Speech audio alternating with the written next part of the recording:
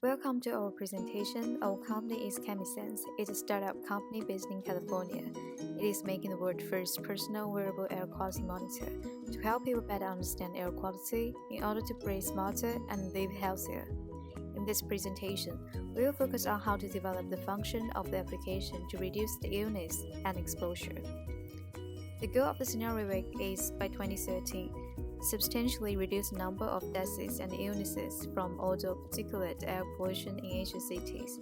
Currently, there are two applications of our company: wearable air monitoring sensor and advanced air quality monitor, both of them using the same technology, chemiresistor, and we will focus on how to improve the technology on detecting PM 2.5 to help asthma people. Particulate matter has high risks for people's health and cause serious health problems such as aggravated asthma. Global health cost for asthma is about $56 billion per year. Then let's have a look at the worldwide air quality within recent AQI data. AQI stands for Air Quality Index. It is collected by EPA monitoring station of the world. As we can see, the area of China is covered in red and purple, which represent the air quality is very unhealthy and hazard. Air pollution is a very serious problem in China, and economic losses caused by air pollution is huge. Every year, the disease cost equivalent equals 1.2% of China's GDP. Global health costs caused by air pollution were $3.5 trillion, while the number for China is $1.4 trillion, accounted for 40% of worldwide costs. From 2005 to 2010, the total number of deaths caused by outdoor air pollution in OECD countries decreased by 4%. Over the same period, the number of deaths in China increased by 5%. Currently, the problems get even worse. At the beginning of December, China's first ever pollution red alert was declared. Beijing seeing some of the worst smoke of the year, with an orange alert, the second worst level, and pollution reading in part of the city have reached 24 times the level considered safe by the World Health Organization. The poor air quality is extremely dangerous for asthma people. There are 30 million asthma people in China, and every year, PM 2.5 causes nearly 130,000 cases of asthma in Beijing. The Asian Asthma Development Board said China has the world's highest mortality rate from asthma, with 36.7 out of 100,000 patients failing to survive. And we can see the triggers of asthma. Pollutants like SO2, CO2 are risky for asthma people, especially PM 2.5. It can increase the number of asthma attacks and make them more severe. To help asthma people live in highly polluted environment to avoid stroke, we could adopt air monitoring sensor to reduce exposure. Actually, air monitor is used by government due to expensiveness and complexity. However, due to low cost and improving technology, this enhanced capability and also the applications of air monitor. So we'll see from the picture there's increasing in the number of news about air monitors. So air monitor contribute to the goal in three ways. It helps citizens to monitor the local air quality and thus they become more conversant and better position them to the development community strategy to reduce air pollution. Secondly, it helps industry to reduce emissions and enhance worker safety due to the ability to detect and mitigate fugitive emissions. Thirdly, it helps to support the development and implementations of air quality management policies. When air pollution sensors are coupled with psychology sensor and locations, it provide more individualized medical treatment for patients. These contributions in returns help to achieve the sustainable development goal in two ways. It helps to reduce exposure to PM and reduce illness. So by looking into the existing product, air pollution sensor at the moment, we can divide into two types of product. The first product that can detect gas phase species and other type of product that can detect PM. So the one representative product that can fight to detect gas phase species is from Air Quality Act that can detect NO2 and CO. And for the PM area, the two product that we can fight from a BAM that use light scattering method to detect PM 2.5 and speed that use optical method. Even though there's a whole range of products to detect air pollutions, but however there's a limited product that can detect both gas phase species and PM 2.5. The only product that we can find at the moment is from Airbox, with they have a function data mining and pattern recognitions, and they can detect CO, CO2, NOx, and PM. And we think that is all about the general thing about air pollution monitoring. So we want to choose a specific product to narrow down our view, and we're gonna start off by the Chemisense product. So the current product that the Chemisense have is portable air monitoring. This is used for asthma patients, and specifically it's for the children with asthma. So like on other air monitoring product, it used to detect the air pollutions, and it can detect 3 out of 4 pollutants that trigger asthma. And in terms of accuracy, it can detect 10 parts per million, and it goes around 70 to 150. Here is a list of non-existent air pollutions monitoring at the moment. Currently at the moment right now, so Chemisense is around 150, so it's like the second cheapest one at the moment. The cheapest one is from Air, which is around like $70 that can detect only PM2.5, and Chemisense can detect more pollutant standard. So I think in the range 150 is quite competitive. And however, it also comes with limitations.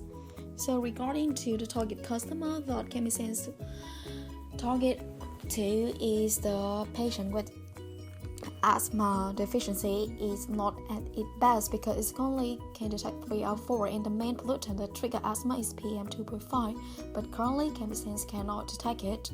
So that's one of its limitations. The second one is the accuracy.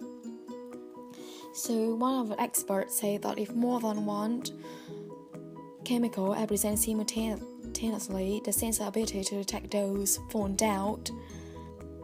And the second one is the detection limit of the Chemisense right now is 10 of part per million, and it's only useful for detecting exposure in places like office and homes. But if for individuals, it helps to be narrowed down to more accuracies, more smaller number. So these are the two limitations that Chemisense has at the moment. So if Chemisense want to target asthma patients, you need to work out how to improve these limitations. So first I want to talk about asthma. So first we have to improve Chemisense with help PM2.5 detection functions, and after that we want to improve the accuracies of Chemisense personal air monitoring product. So the technologies that we found that can detect PM2.5 at the 3. First one is the opacity monitor, the second one is light scattering technologies, and the third one is static energy monitoring. So we compare them between in terms of accuracy, advantage, disadvantage, and the cost. And the one that stand out is the light scattering technology, which have the highest accuracies and with high excellent sensitivity, which is the one that we're looking for. And the cost of implementing this technology to the current product that we have is around $10,000. So by using light scattering technologies, we are able to address the two limitations that we have is that detect PM2.5 and increase our accuracy. In terms of the efficiency, because the current product is not in the market right now, so it's hard to calculate efficiency after implementing the PM2.5 detections. So we have to make the assumptions, and the assumptions that we make is that one analysis show that if PM2.5 are detected and if PM2.5 can detect it, it can lower the concentrations of the asthma trigger and by 50%. So if we can inform the customer or like the patients with the PM2.5, we can increase efficiencies by 50%. So efficiency increased by 50%, and in terms of accuracies, we divide the detections limit of the of the light scattering technologies with the current detections limit of Chemisense at the moment, and we came in with the we calculate that it increased by 20% in terms of accuracies. So by using a new technologies, by implementing light scattering to the current product, the efficiency and accuracies are increasing.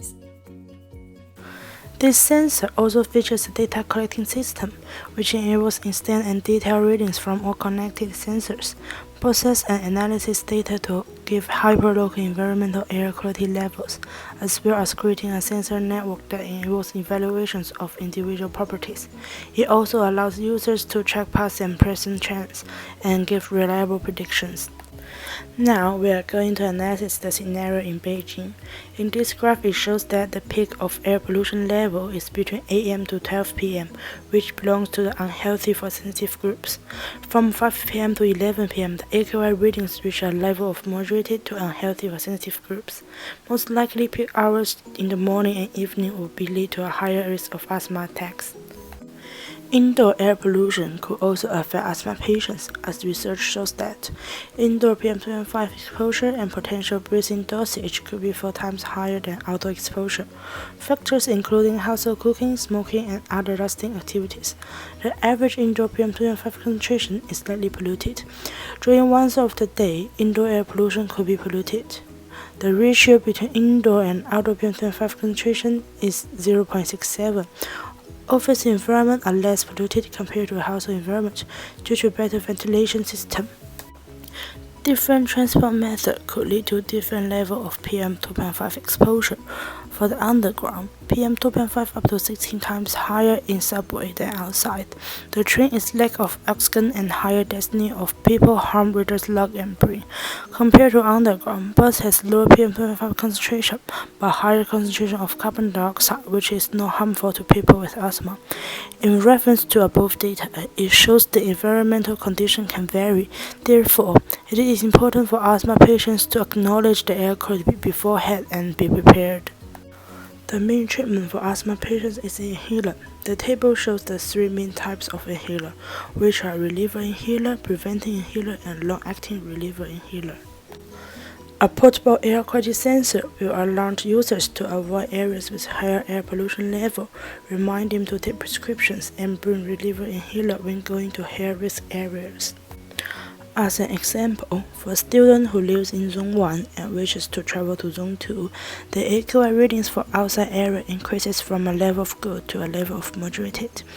While it's during the journey of travel, the average PM2.5 concentration level, according to study, shows it is unhealthy at the underground stations. Conversely, in relation to personal exposure of commuters, they demonstrate a good level of AQI readings inside the underground. However, for workers of the underground, data actually shows that it is unhealthy for asthma patients. Now we are going to give an example in Beijing. If that student travels to Beijing for holiday, in research, the air pollution level of an indoor area, such as home, is said to be 4 times higher than outdoor areas, which is unhealthy for asthmatic patients. While for the underground of Beijing could be 16 times higher than outdoor, which is dangerous. In comparison to buses, it is actually at the same level as outdoor pollution, even though the air contains a higher level of carbon dioxide, but it is not harmful. Therefore, it would be less risk for asthma patients to travel by bus in Beijing. Moreover, for that student, activities inside modern buildings, for example, there are good indoor ventilating systems. Nonetheless, it is still unhealthy for asthma patients. With the help of modern technology, air quality data are recorded and uploaded to the company's cloud storage, which feeds back to every portable device. Users can also download a phone app that provides real-time air quality data collected from multiple sensors around the city. For office workers and householders, according to sensor readings, could improve the indoor air quality. For example, open window when PM2.5 reading is below 75, or take reverse action when reading is above 150, which would compromise indoor air quality. This could help reduce cost of air purifiers and air conditioning. Research shows children who develop asthma could disappear during growth. However, adulthood onset asthma is less long-lasting. 1 in 10 cases of late-onset asthma are caused by environmental factors, known as occupational asthma. The number of asthma patients has increased dramatically during the last 10 years due to the serious environmental issue in Beijing. This means monitoring surrounding air quality and thick protection could be crucial in preventing late-onset asthma. For individuals living in environments that are surrounded by pollutant substances such as Beijing. In the future, it is possible to improve the effectiveness by detecting more pollutants. Currently, is to detect PM 2.5. Distinguish between various substances. Research indicates error can be reduced within 10%. Currently, in order to achieve the above goals, production costs would be around $200. By looking into other companies, it is possible to lower the cost to $100 in the future with the technology that detects PM 2.5 installed.